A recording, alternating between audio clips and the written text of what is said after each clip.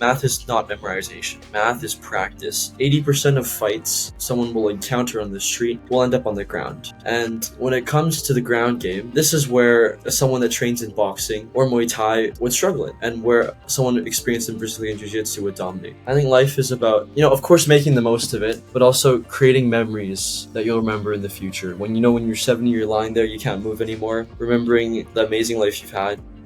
Experiencing love, I think that's very important as well. And obviously achieving a sort of success that you're happy with. Not necessarily material wealth, but achieving success in your perspective. Guys, before we get into the podcast, 91.6% of you guys are not subscribed.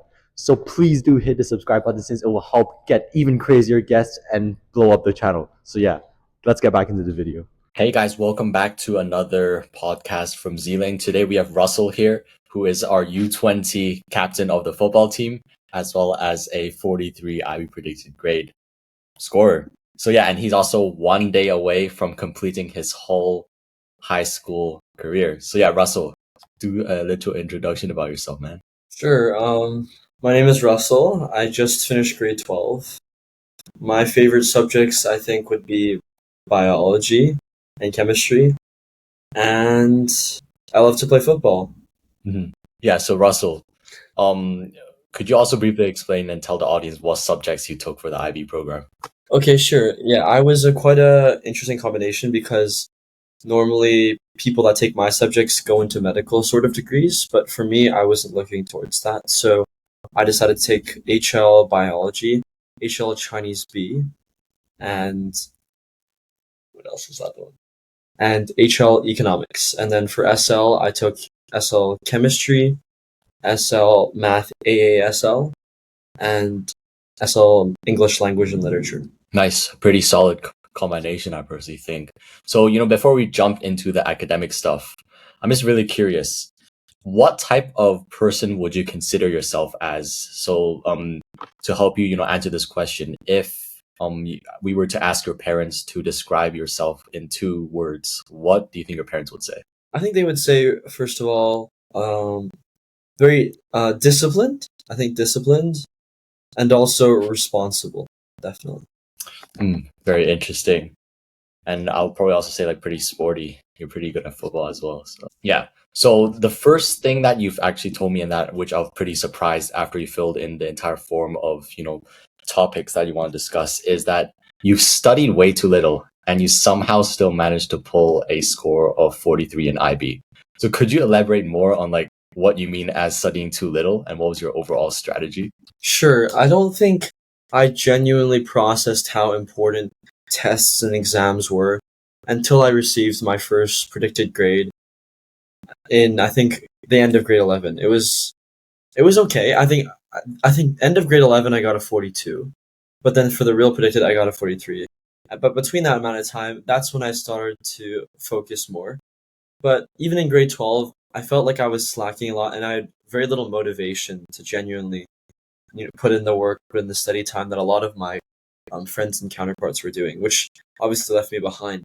And it was sort of this mindset that if I didn't genuinely believe myself that I was studying the most I possibly could study, that would give me an excuse for when I get the test back that, it was because I didn't study. It was because I didn't study that much that I didn't get such a good score on the test. So it was kind of like this mental back channel, which allowed me to provide excuses for when I didn't do as well on tests.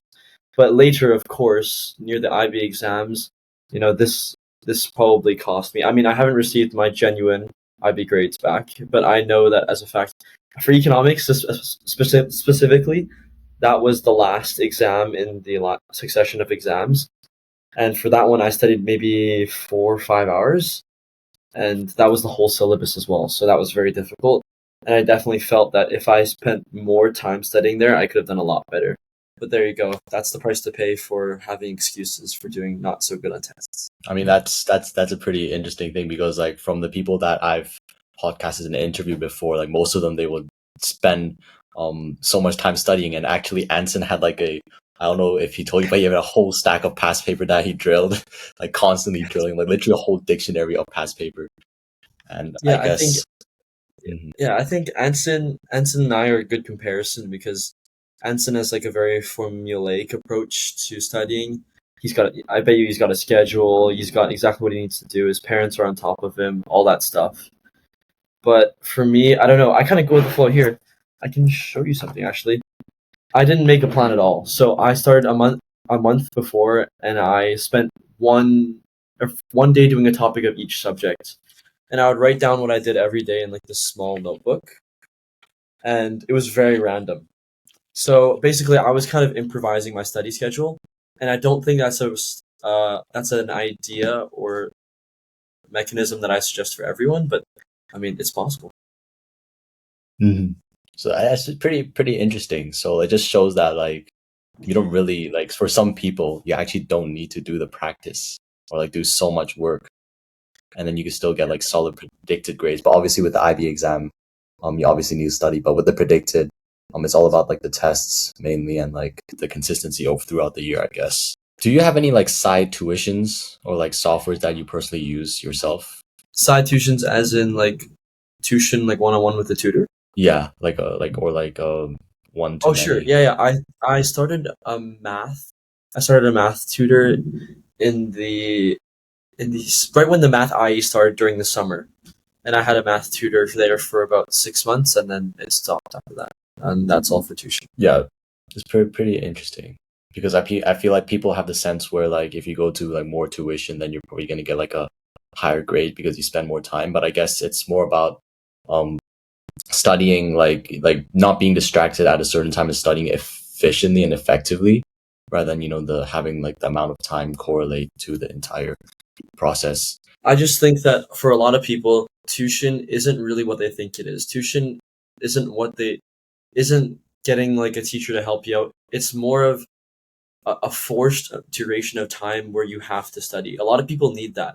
The people that lack discipline, that lack the focus and effectiveness to really get their head down and do the work.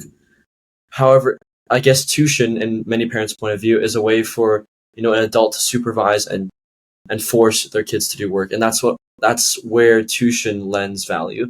However, if you want to really use tuition to get to the next level, that's when you have your own discipline, but you use the expertise of the tutor to enhance your knowledge while not relying on that need for discipline. So I think tuition can serve different purposes for different people. And just because for me I didn't have a lot of tuition, that doesn't mean that it's a very successful way to move forward in the IB. Yeah, pretty insightful, and I pretty much agree with you as well. Like it really depends on like your own case and like I guess like what's your overall interest in the subject and if you actually do like pay attention in class, because some people they don't really pay attention in class and they rely on tuition outside. But I guess like the overall tip from like an IB 43 here, I guess is like you just have to pay attention in class and just trust what the teacher's learning and what the teacher's teaching, and those are the things that will be covered in like the IB exams. So with the bio HL and Chem SL, which is not as bad as bio Chem HL combination, but it still seems like a pretty scary combination. So what was your overall experience with these two subjects in particular? Sure. BioHL was it's difficult to start because they're overloading you with content. It's a very content-based subject. It's all about memorization and being able to use specific key terms that they're looking for in the mark scheme. So these are skills you cannot develop right at the start of grade 11 unless you are genuinely practicing memorization and you were very effective and you were very focused on your development in grade 10. So when people start in grade 11, they shouldn't be too worried about getting the good grades and stuff like that. They should not worry about that, but instead worry about kind of developing this this connection between using key terms and using this important terminology as well as linking that to their memorization to be successful in biology. And that's what I found because I definitely improved over the time of grade 11 because I focused on developing these skills. A lot of people feel like they need to be succeeding off the start or else the subject isn't great for them. I entirely disagree with that. And I've seen that through a lot of my friends, a lot of grade 11s now, that it just comes with time. Biology is, I would say, a relatively easy subject as long as you are dedicated to improving that and improving those two skills. And for chemistry, there's an entirely not new, but different outlook to how you should study chemistry. For sure, it's kind of perceived as way more, demanding, difficult, and less intuitive type of subject because you're working with math and using math as a language to study chemistry. And as such, with math comes intuition and comes, you know, some sort of talent to, solving problems. It's not entirely memorization like biology is. So my approach there was to study biology like it was a memorization quiz, and to study chemistry like it was math, and to study the different approaches to approaching different problems. So that would be my main tips and my main ideas that I've come from taking BioHL and ChemSL. Mhm. Yeah, thanks for sharing, Russell. I find this like pretty interesting because with Bio HL and like Chem HL, I'm pretty sure like more than half the grade is going to be taking this, and I guess like many people will probably be like nervous about the first grade, and as you've mentioned, like the first grade really isn't the most important thing. It really is just developing skills over time in the whole entire IB until the end. You have all of the skills necessary to combat the IB exams itself. So with like math AASL, what was your overall experience with that? And did math 10 HL really make like an easier time for you?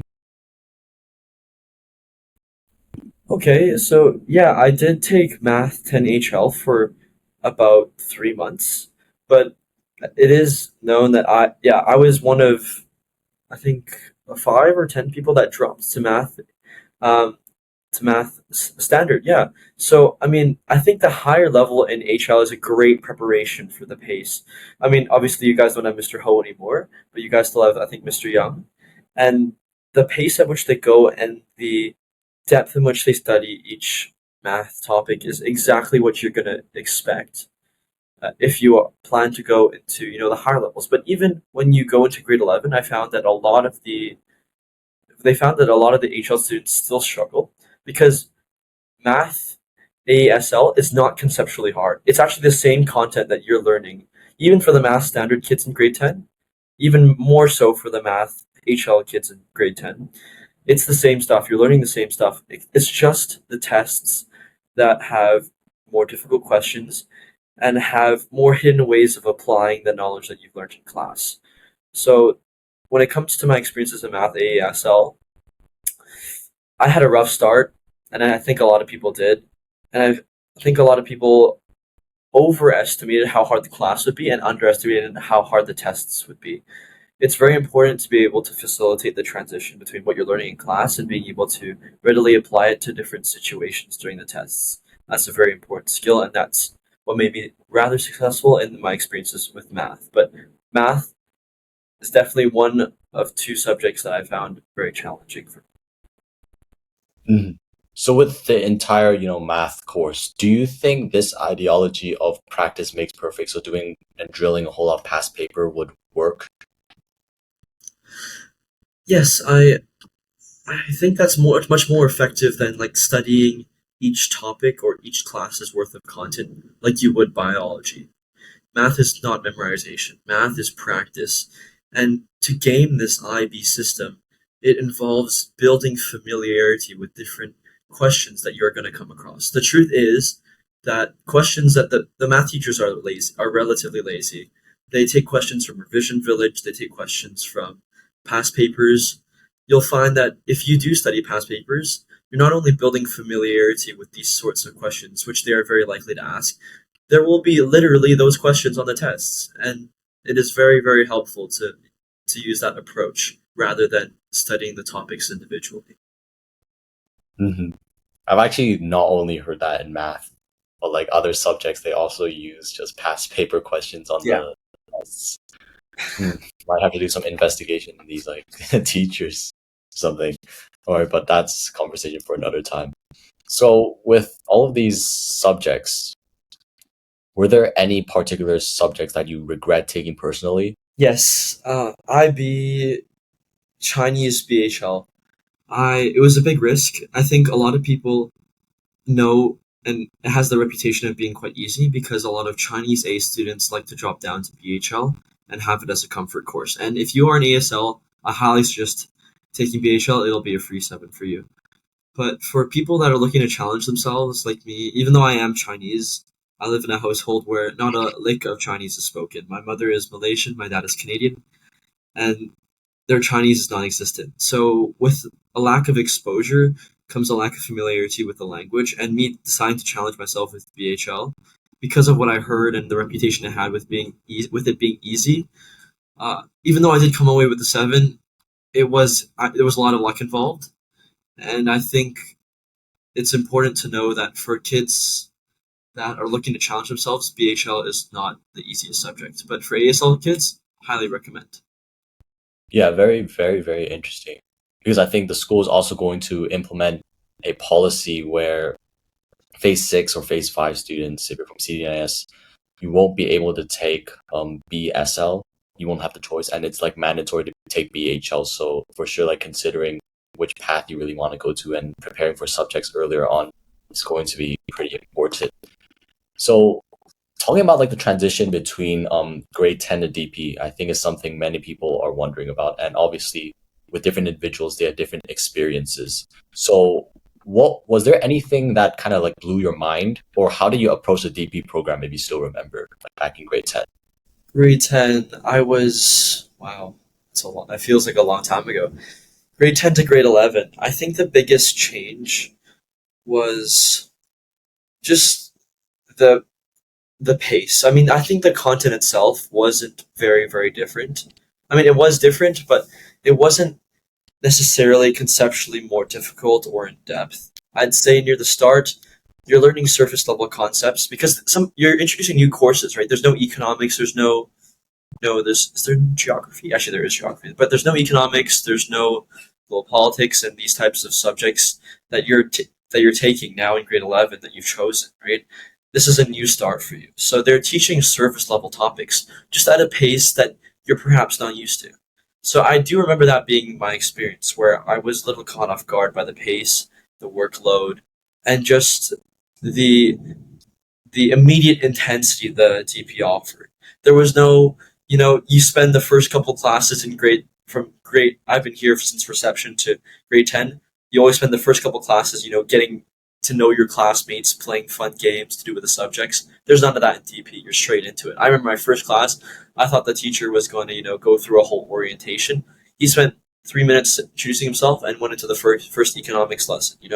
This is the pace that you have to get used to, and that was quite a shocking factor for me during my transition. You actually make a very good point. Like, I think we just need to really be prepared for this entire like quick pace transition, or else we're going to find ourselves like especially slack behind, especially for people who are finding themselves already kind of behind in grade 10. Like over the summer, I guess we should. Would you like suggest anything to prepare yourself in over the summer and like start reading textbooks in advance, or what are your take? Grade 10 summer, it's a controversial opinion, but I do. I would say my main opinion would be it's your last summer.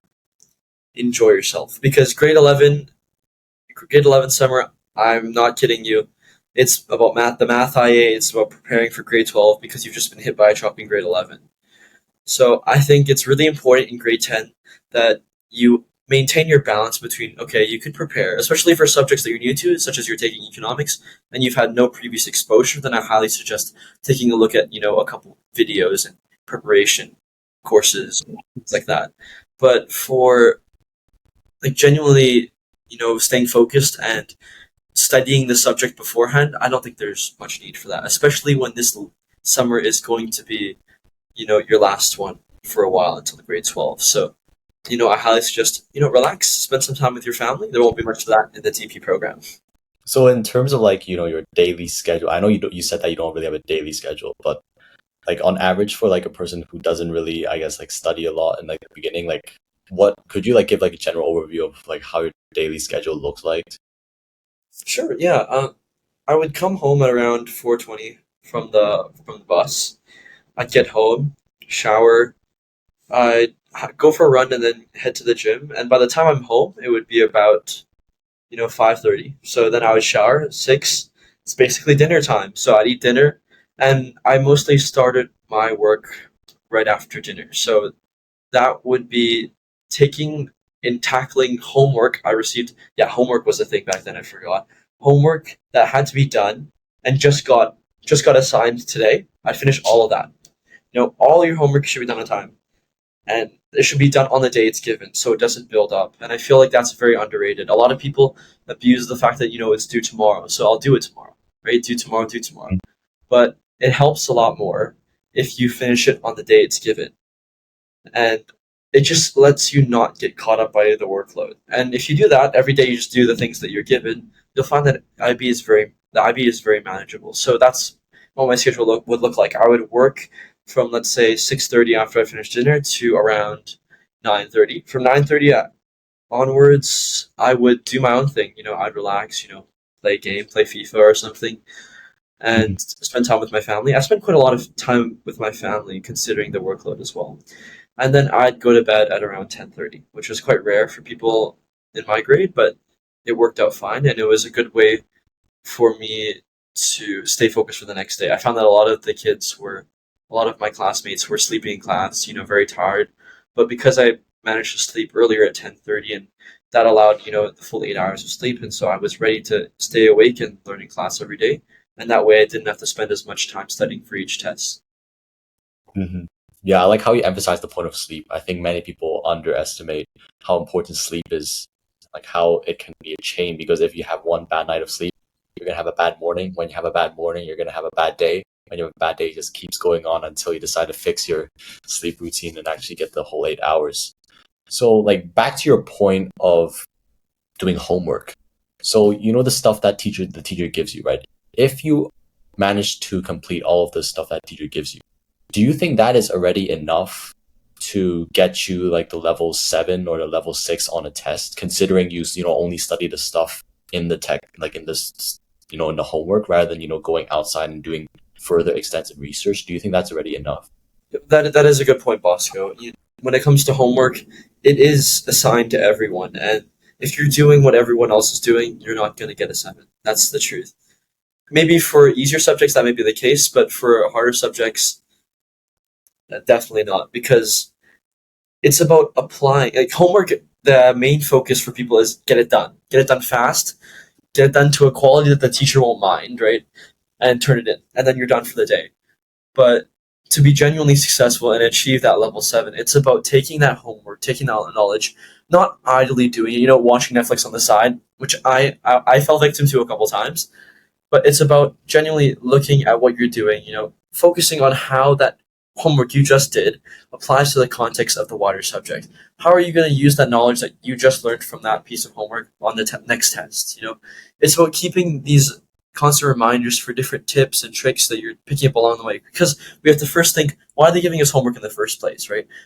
Sometimes it's just that we think it's just the teachers being annoying, but sometimes for economics, I find that during tests, I would randomly, recall different concepts that I had read, wrote down notes for that I forgot even existed. But it would just come up in my brain because this homework is a form of active recall that can be very useful. So instead of idly doing homework and allowing it to be, a liability in your time, instead, I encourage students to be more proactive in the way they do homework, such that it can be more effectively applied to achieve a level 7.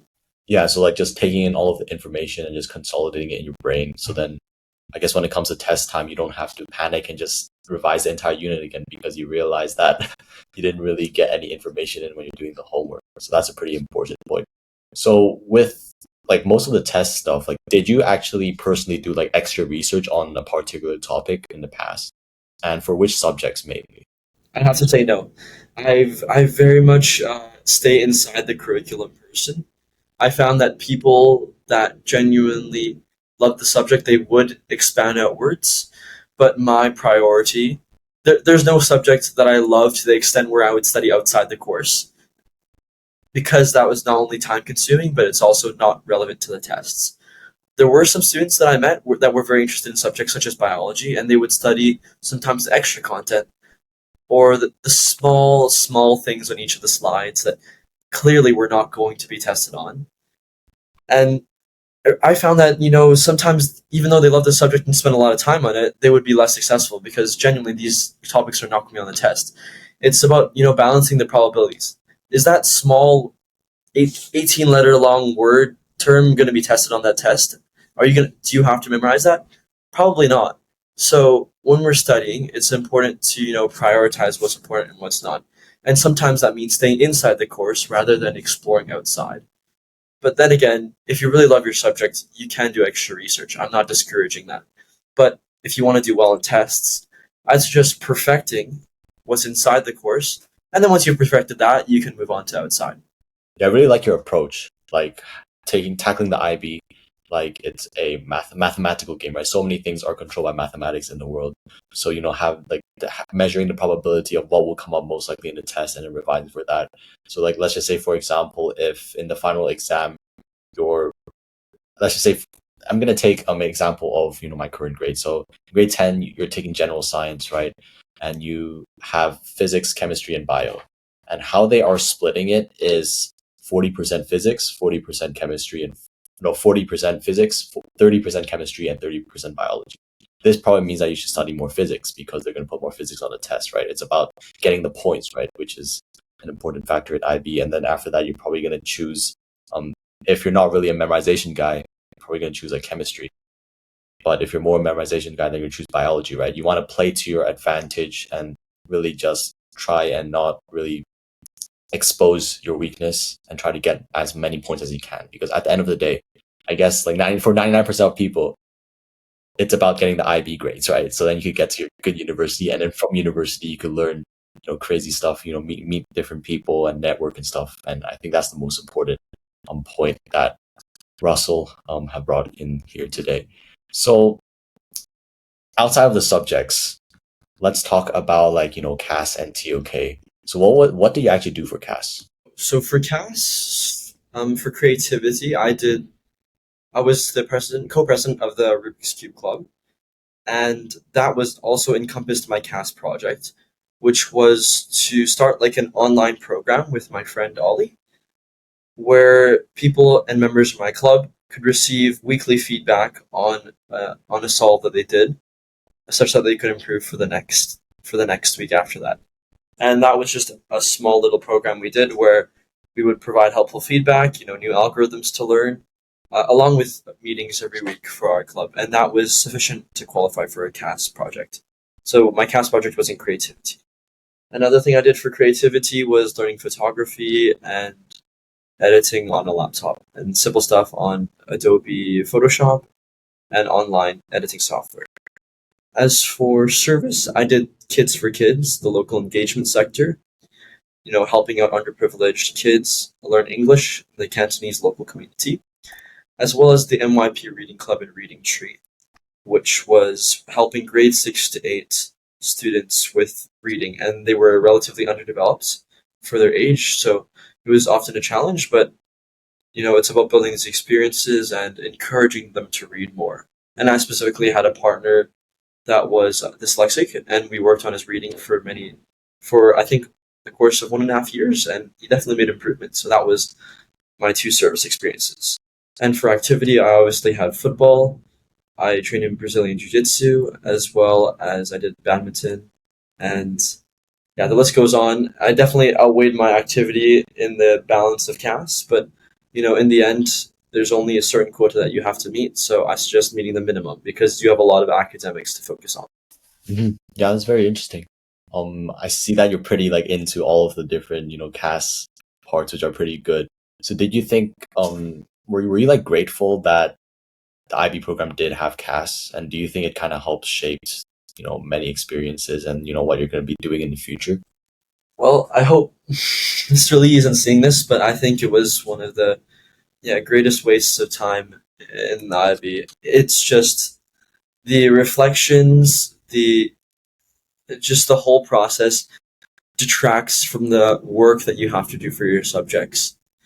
People are, whether the school expects it or not, people are engaging in CAS experiences all the time.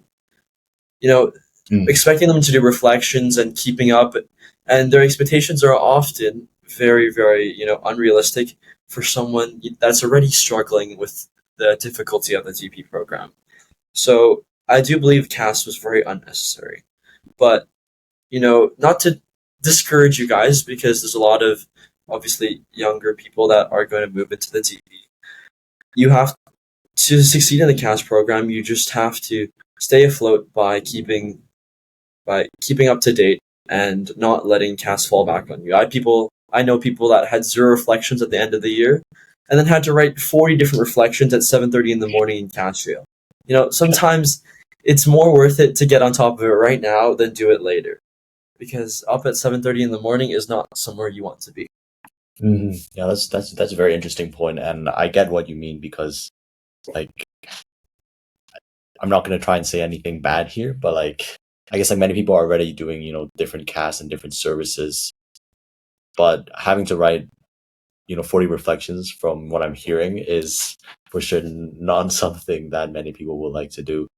And yeah, I mean with TOK, like what was your experience with that? Like I heard from Anson, he was mentioning how TOK was actually a really big struggle for him because of the whole entire knowledge and philosophical parts which you had to write about. So how was actually TOK for you?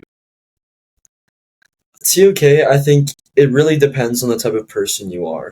It can be a subject that someone finds quite easy and some that find quite difficult. It is very much commensurate to the extent at which you have a handle of the English language. It's very much an English-based subject, and it matters how well you write and how well you articulate your thoughts. For me, it does come easier. For Anson, I think we're both good English. We both have a sense for English, but it's less. It's also combining your knowledge of English with your ability to articulate original thought. And that's what a lot of TOK teachers are looking for. They're looking for people with original thinking as well as good writing to pair together to form a very insightful piece of work. And that's quite rare nowadays, which is why people struggle so much with TOK.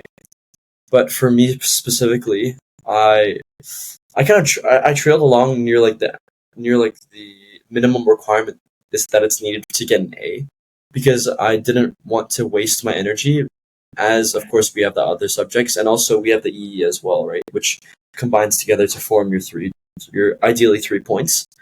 So I found myself getting 8s, 9s, 8s, 9s, and for the TOK essay I did get an 8. So I wouldn't worry about getting any higher than that, because realistically that's enough for you to get AA. Mhm. Yeah, so like one question about the TOK, which you have just now mentioned. So in terms of like the knowledge of English, do you mean like vocabulary knowledge, grammar knowledge, or do you mean like you need analysis knowledge? Could you maybe clarify that part? Yes, although it's sometimes looked down upon to use big words, all this type of concept, it's important that you're able to express your thoughts, but use sophisticated vocabulary, but correctly. I find that in a lot of my grade 11 friends, they have really good vocabulary, and I can tell some of them have been looking online for good vocabulary. But if you don't use it right, then it doesn't actually help with the extent of your analysis. Really good language can really help complement good analysis, which gets you into those higher levels of 8, 9, and 10. And yeah, what I mean by this grasp of the English knowledge, it's about turning your ideas and making them very clear in a way that the teacher can really empathize with what you're thinking, and where it makes sense when read on a piece of paper and by an examiner, where they are impressed with your original ideas as well as the way you have expressed. Yeah, thanks for sharing that. So I'm also like curious with your timetable. Like, do you also find some time to personally like read, or like how do you get this entire vocabulary? I think as for English, I think it's normally obtained through reading, but I don't actually really like to read.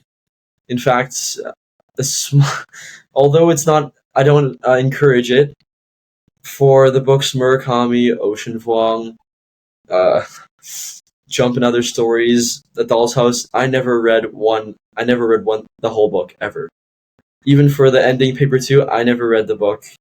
So you can get away with understanding the English language without reading books.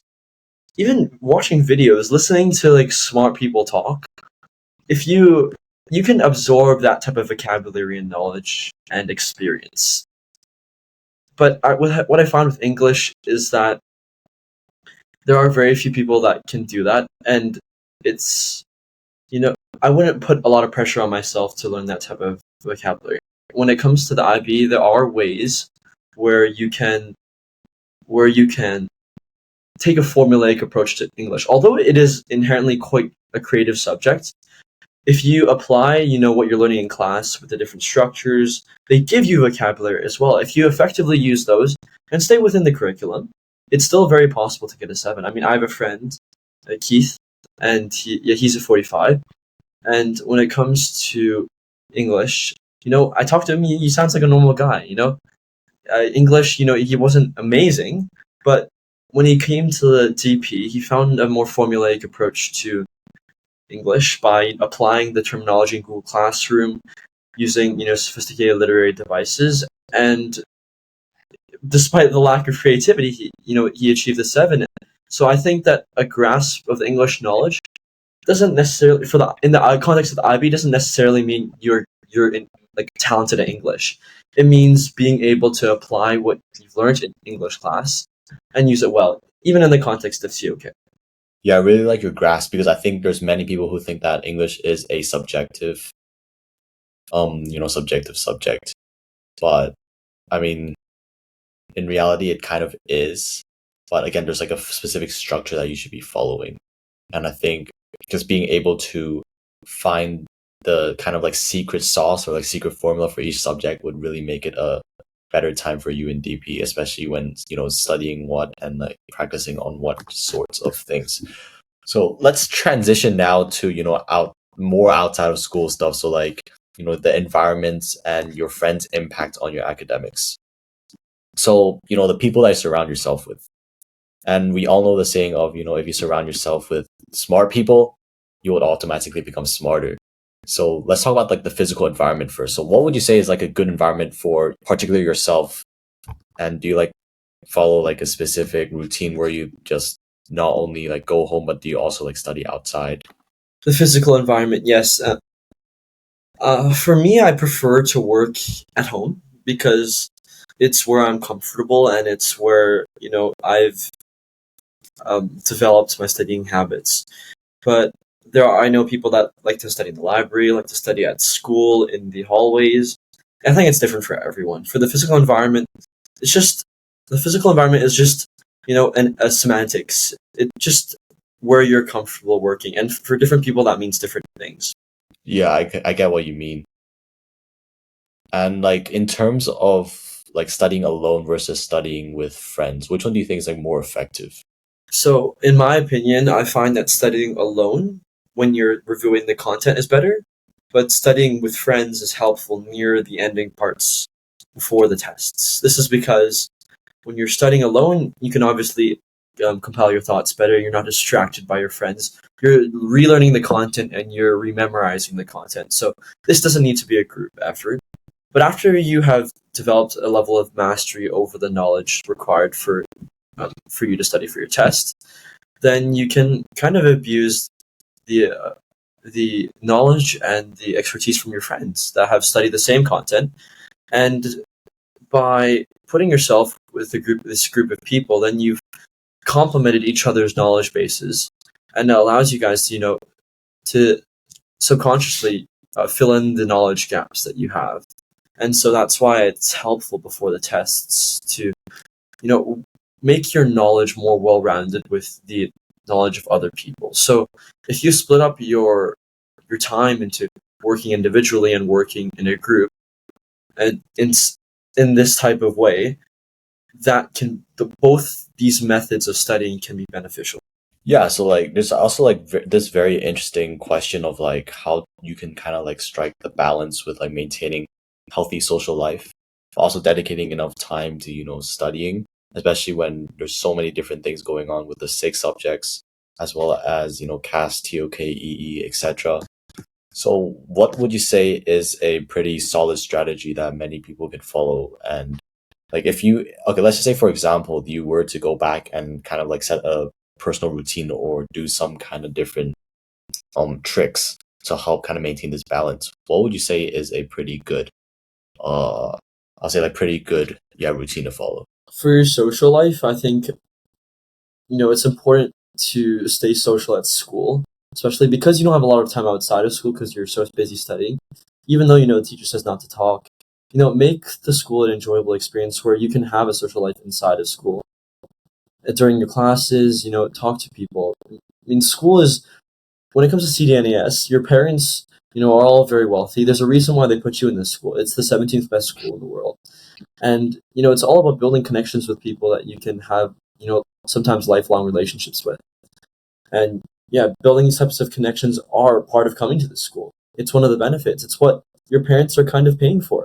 So it's important to have the social life inside of school.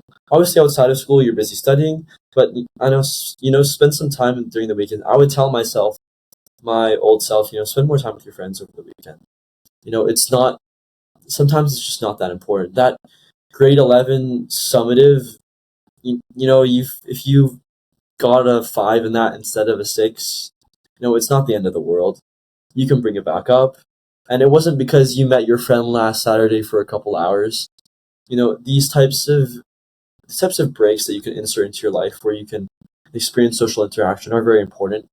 Even academically, it's giving you that break for your head so that you can come back to work refreshed and ready to learn. I really like the point that you mentioned there, of, like studying a bit less, even though you're going to be getting like a lower grade, but then spending more time, outside with friends and stuff. Because I think it's also very important to map out like kind of what IB grade you personally want, because not everyone like needs like a 45. You know what I mean? Like if someone is going to, like a chiller university, so like let's just say for example Australia or Canada, they're probably pretty happy with like a 36 or something. So there's actually no point of sacrificing time to study so much, and yeah, and just being able to like not enjoy yourself because you have to do so much studying, but rather like prioritizing mental health and prioritizing socializing if your goals really aren't to reach the 45 mark. Yeah, so I also like see that you're like the captain. As mentioned, you're the captain of the U20 football team. You guys went to CSAC and won the Div 2 trophy, first place. And you also like Brazilian Jiu Jitsu, which is actually a pretty unique sport there. So, and also like building keyboards. So you probably have like a really good approach with like work-life balance. So what was your overall story with these interests? Like how did these interests spark? Sure. I mean, I'll start with keyboards because that seems very random in the grand scheme of my personality. So keyboards, I just started, everyone uses a keyboard. Think when you're looking about when you're thinking about interests and what interests you, it's what you're exposed to on a daily basis. So everyone's using a keyboard. That's your method of communication, your method of working, and your method of texting your friends. So I found why make if I'm going to be using this every day, how about I make it into something that I really like? You know. So actually, I'll grab. This is the keyboard that I made for my dad, and so for his birthday, and so I just found that it was therapeutic. Obviously, it's expensive at times. Not if you get it from Taobao like me, though. But it's a hobby where you can really grind out work. It's time consuming, but it takes your mind off other things, and that's how I developed my interest. Because I just love to make these things for my friends and my family. Even this summer, I'm planning to make one for my cousin and my friend Ollie. And this is just because it offers a time of relaxation for me, as well as a time just to do some manual labor and have some fun. As for football was quite unique. Football, I used to be in a club for about 10 years. When I started when I was 3 years old and ended in grade 10. And I found that after a year taking a break from grade 10 to 11, where I didn't participate in football, I found that a part of me was lost. And although football was kind of pushing me too much, and that's why I quit in grade 10, I found that like a part of me was missing. So I started to develop an interest in again. And obviously, my team, an amazing group of kids that I've grown up with over time. It's been I've just continued to develop this interest as we've won, as I've become more integrated with the team, and obviously becoming the co-captain with Ty. It's just this feeling, this euphoria of winning with your team, winning with your school that you've been associated with for 14 years. There's no interest quite like it. Even just yesterday, we won bronze for ISS FHK, and just having that sense of, wow, what a day, what a year. There's just nothing like sports, nothing like football, nothing you'll ever experience, academically. Even getting that 7 in a test that you got a 4 in, there's just nothing you'll experience quite like, winning a penalty shootout in a final, So as an interest, it's a no-brainer. Yeah, I really like how you mentioned about like the football, like the overall, community and like your teammates and like this overall sense which can really be replaceable, and it's just all about the experiences which really shapes the entire thing. And even at the end, like I like to emphasize more on like the journey. It's not really about the destination, right? Like it's not really about winning or losing, but at the end of the day, it's about the group of people that you spend the most time with. So with Brazilian Jiu-Jitsu, I think you kind of missed it, but I'm actually really curious with that. How do you first like learn about that sport? I mean, it's not that, common sport, so. Sure. Well, it was a statistic that was released in 2021, I believe, that 80% of fights that someone will encounter on the street will end up on the ground. And when it comes to the ground game, this is where someone that trains in boxing or Muay Thai would struggle in, and where someone experienced in Brazilian Jiu-Jitsu would dominate. Brazilian Jiu-Jitsu was first popularized in the UFC when they found that when a knockdown occurred and someone was on the ground, a person with superior Jiu-Jitsu would submit or control an opponent. So this is where my interest sparked. My dad had a friend which owned a Brazilian Jiu-Jitsu gym, and I found myself immersed in it immediately. It's quite unlike any other combat sport you begin with. Boxing, you start by hitting pads. Muay Thai, you start by hitting the pads on your coach, right? Brazilian Jiu-Jitsu, you're tossed into a confrontation with another person that you haven't met before, and you're sparring immediately. And this sense of realism, the sense of immediate danger and being able to respond, no sport replicates the beginner experience quite like Brazilian Jiu-Jitsu. And it's about being comfortable in situations when you are genuinely uncomfortable. Many people on the street, let's say you encounter a fight, if all you've done is kick pads and you have to kick a person, there's quite a disparity there. You haven't hurt someone, you haven't actually had to fight someone that's resisting. With Brazilian Jiu-Jitsu, this is not the case at all. You're fighting someone that has the same knowledge as you or is more experienced, and you have to overcome someone that is genuinely, sometimes trying to hurt you, submit you. You meet all different types of people. Some people are sadistic. They want to hurt you. Some people are very helpful and will become lifelong friends. But this environment is something that not a lot of people have experienced, and which is why I'm so interested in it. It's because, it prepares you quite like nothing else can. This actually sounds very fun and also like very, very motivating. I actually got to try Brazilian Jiu-Jitsu sometime as well. And I guess like having this sense of safety, or like this also like training the mindset, but also like preparing for anything dangerous that's going to happen in the future, as you never know, what you're going to approach, and just being calm in like these situations, and like just, I guess like having this capability of actually reacting to, dangerous people on the streets, especially like if you're going to go outside, like Hong Kong. I think Hong Kong's a pretty safe place to consider, but if you go to like the US and stuff, it's going to be more chaotic there, especially with so many protests and stuff. The stuff's going on in Israel and stuff. So with your current IB score and your current IB grades, what profession and major do you plan to do in the future? Sure.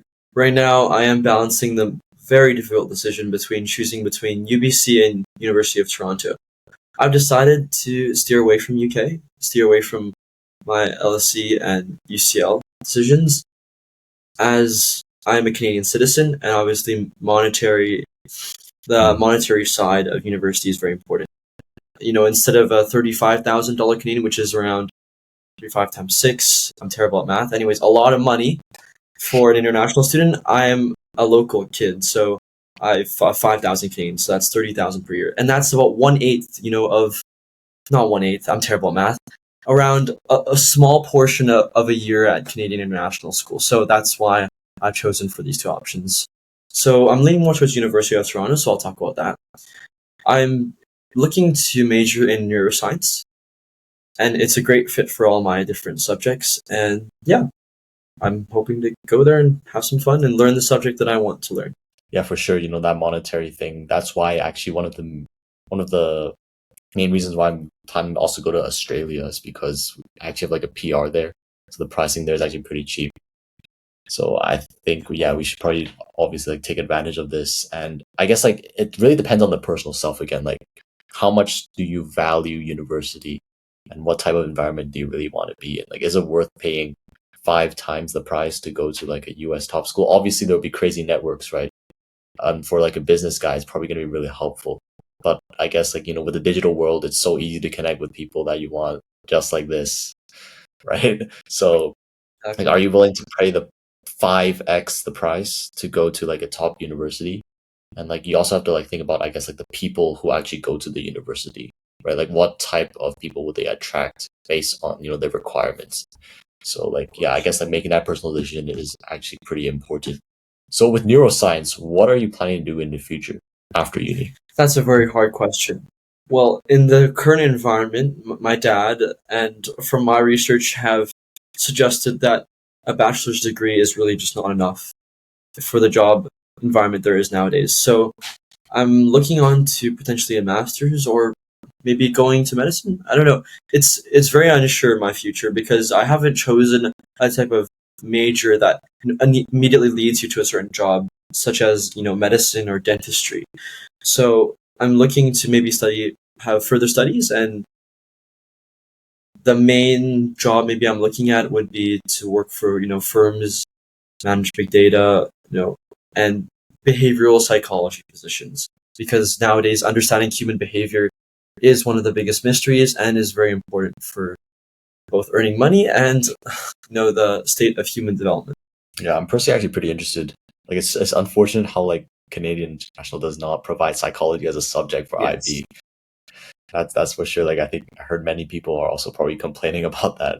It's really a pity, but yeah, that sounds like a pretty good path. Like I'm also like wondering, like in the future, have you ever considered, I don't know, starting your own like keyboard business or something like that? Well, as my dad always tells me, he obviously gives a lot of good advice, is that although a lot of people have these passions and they have these hobbies, in life we have to be able to set them aside. Not set them aside, but place them into a different portion of our lives. A lot of people decide to intermix their hobbies with their jobs, and it can often lead to, a lack of success. So it's important that, my hobbies such as keyboards, although, I love it. I love it. It's one of my hobbies. Also the football. Why don't I pursue a football career? These types of hobbies should be placed in the hobby side of life. And, for jobs, obviously money is quite important, and being practical in the sense of the real world is also important. So no, that hasn't been one of my considerations.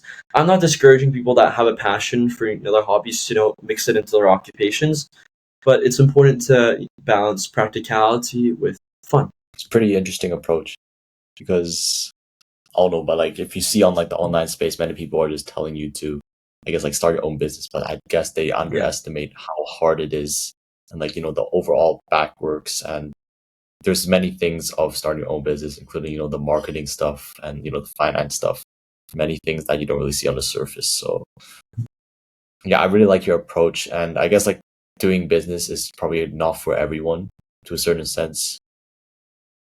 And like, I also heard that, you talked about applying to a camp counselor. So could you also briefly describe like what's up with that and like what's your overall goals?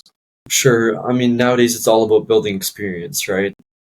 For this summer, I can't let it go to waste. I have no math IA to do, but that doesn't mean that I shouldn't be proactive in gaining experience, building my resume. So I've decided to apply for the YMCA part-time camp counselor position. My sister did it, and it was great fun, she said. So that's just about, facilitating kids' activities down in YMCA and helping kids that are going to do summer camps. So it's a very standard type of position, a very standard rate. But although it doesn't, it's not specific or hyper specific to the program that I plan to pursue, it's just about building experience and, gaining a rapport on your resume that you've had, good experiences. You're capable of leadership. You're capable of holding a job. So maybe that'll help me in the future. So just the experience part, which is most important. Yeah, got you. So purpose, the topic of having what your purpose in life is. What do you believe is your own purpose? That's a very big question, isn't it? You can take some time. You can take some time to think about it. Yeah. Sorry, wait, let me take a look at. I think I wrote something down. It's something that you think about at 3 a.m. in the morning when you can't sleep, isn't it? Yeah. There was a quote that I found in a very, very inspirational YouTube video one day. It's quotes, not so much quotes.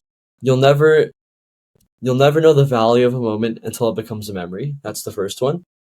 And just go find someone out there and abuse them with your love. Those are two that stick out to me. I think life is about, of course, making the most of it, but also creating memories that you'll remember in the future. When you're 70, you're lying there, you can't move anymore. Remembering the amazing life you've had, experiencing love. I think that's very important as well. And obviously achieving a sort of success that you're happy with. Not necessarily material wealth, but achieving success in your perspective. That's my purpose. So in terms of success, what would you personally define as success? A successful life. Wow, you're really trying to get me to say money, isn't it? No. Like many people, different things, Of course. I think success is about being happy, but also having money, because I can be pretty happy with a lot of money. So I would say money is a big part of it, but also, perhaps something to look for in the future, finding love, raising a family, all that type of stuff. Finding someone to share your happiness with. That could be just friends. That could be friends, that could be a relationship.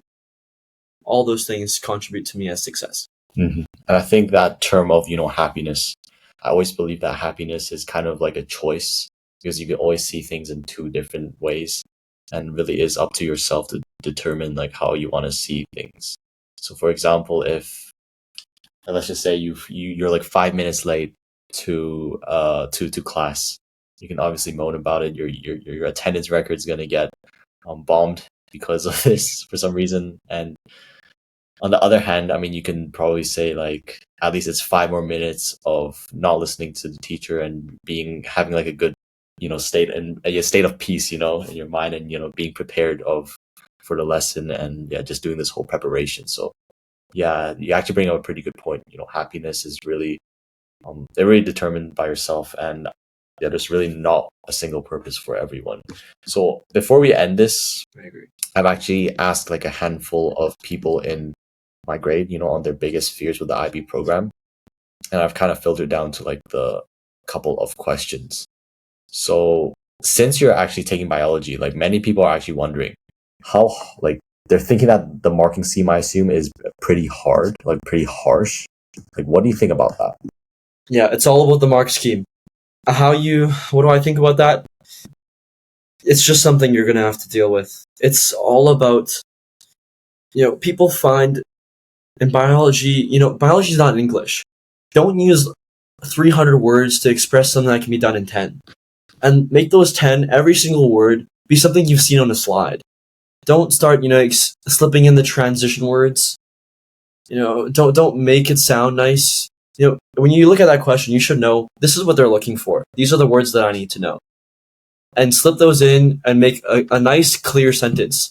Every single answer that I've put on there is a jot note. I find people writing these paragraphs. There's absolutely no need for that. Be concise, be clear. the mark scheme is there because they need you to understand that your knowledge, there's a parameter for your knowledge.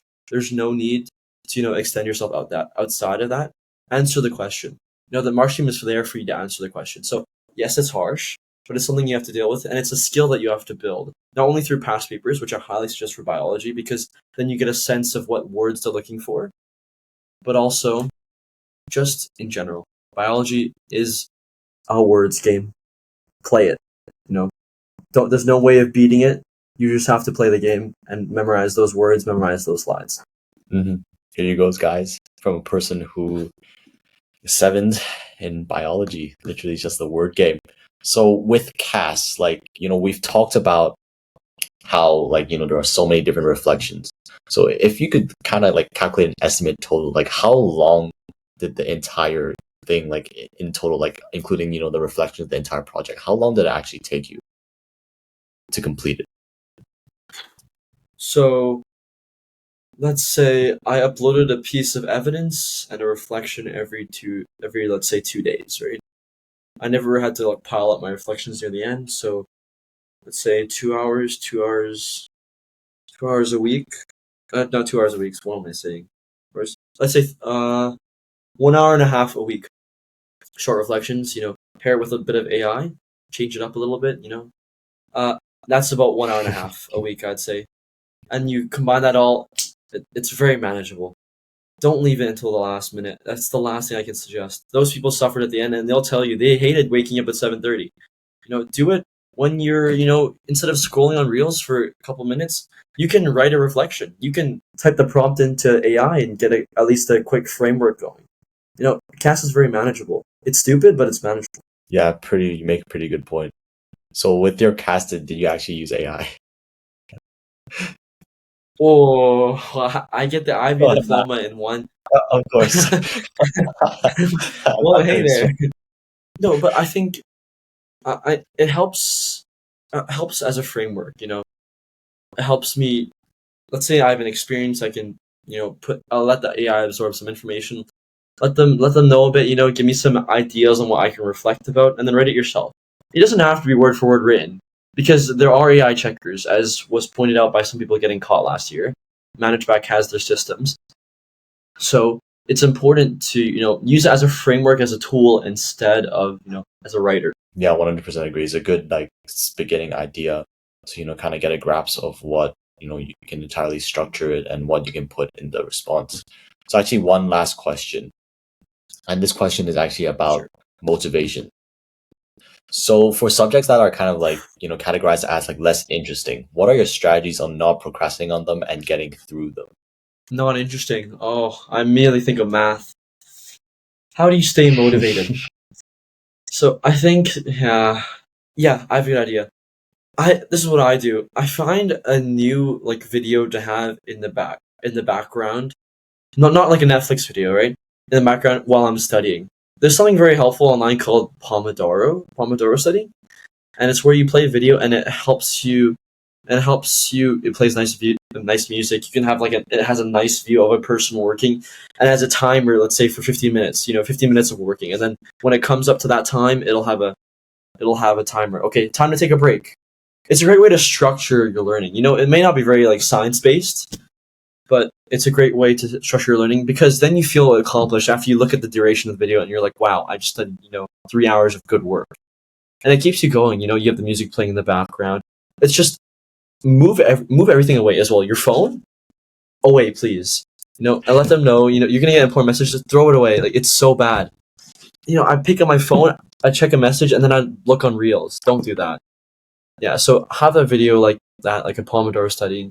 Or even a stupid YouTube video. I had one where it was a 5-hour loop of an Asian of a guy playing an Asian mom that would walk into the room and tell Hey, shit. My bad. All good. Can you repeat that part? Sure. I had a stupid video that I used to put up where it was a guy pretending to be an Asian mom, and he'd open the door of the video. And he'd say something, why aren't you doing your work? It's just the little things that you can find to motivate yourself. Remove distractions and find ways to, structure your time. And that way it'll build into a long-term habit. All right, Russell. It's been a really good conversation. So if you had to summarize like one biggest takeaway over your, I don't know, 14 years of being in the school and going in the IBDP, what is one advice, like biggest advice that you'll give to the audience here listening, who's still listening? It's not the biggest thing that'll happen in your life. It's not the biggest thing that'll happen in your life. So don't treat it as such. But it's important. There you go. It's important, but it's not your entire life. There you It's go. important, but it's not your entire life. Yeah. All right, guys.